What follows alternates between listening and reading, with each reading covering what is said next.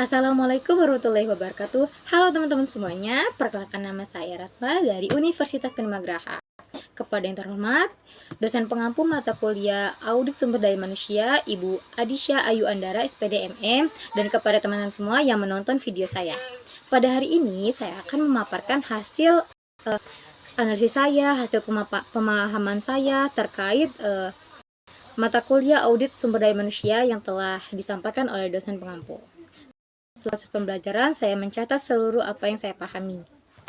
Tanpa memperbanyak waktu, saya ingin bertanya kepada teman-teman semuanya, apa yang dimaksud dari audit SDM? Ada yang tahu? Mungkin teman-teman sudah memahami dan mempelajarinya. Nah, di sini saya akan membacakan apa yang sudah saya catat. Audit sumber daya manusia ataupun yang disebut dengan SDM adalah proses evaluasi yang sistematis dan komprehensif terhadap kebijakan, praktik, dan prosedur yang berkaitan dengan manajemen sumber daya manusia dalam sebuah organisasi. Nah, tujuan utama dari audit SDM adalah untuk menilai efektivitas, efisiensi, dan kepatuhan fungsi SDM terhadap peraturan yang berlaku, serta untuk mengidentifikasi area yang memerlukan perbaikan dan pengembangan. Audit sumber daya manusia merupakan kegiatan yang untuk bertujuan mengevaluasi kinerja dan kepatuhan fungsi sumber daya manusia dalam suatu organisasi dengan cara yang sistematis, independen, dan terdokumentasi. Dalam proses inilah mencakup penilaian berbagai aspek manajemen sumber daya manusia, termasuk perekrutan, pelatihan, penilaian kinerja, kompensasi, dan keselamatan kerja, serta kepatuhan terhadap hukum ketenaga kerjaan. Tujuan audit sumber daya manusia yaitu mengendalikan kegiatan organisasi melalui fungsi pemeriksaan penilaian terhadap permasalahan organisasi agar sasaran dan tujuan organisasi tercapai dan tepat sasaran. Selain dari itu, tujuan audit SDM juga untuk menilai efektivitas dari fungsi SDM. Nah, apa saja sih konsep dalam manajemen itu? Nah, ada beberapa konsep utama dalam manajemen sumber daya manusia.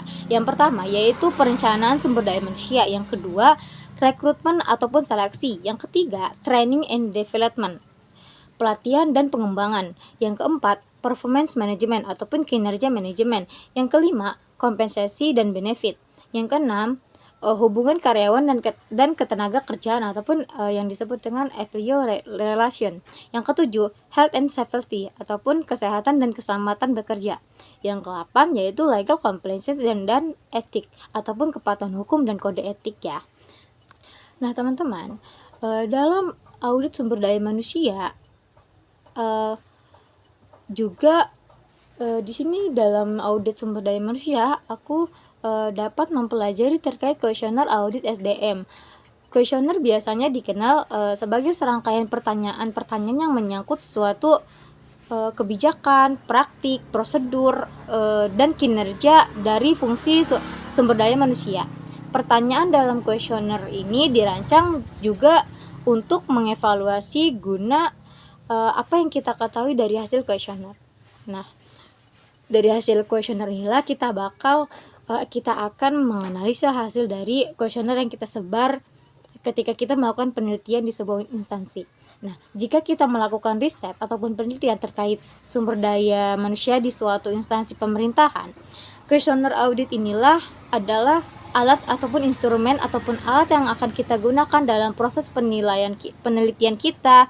Alat inilah yang kita rancang dengan pertanyaan-pertanyaan yang terstruktur untuk kita gunakan, dan sebagai audit ataupun peneliti kita akan mendapatkan wawasan dan kita tahu berbagai aspek yang menyangkut terkait manajemen sumber daya manusia di sebuah instansi yang kita teliti, teman-teman.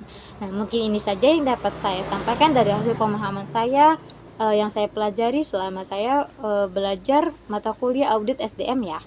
Mungkin ini saja yang dapat saya sampaikan. Untuk itu, wassalamualaikum warahmatullahi wabarakatuh. Sampai jumpa.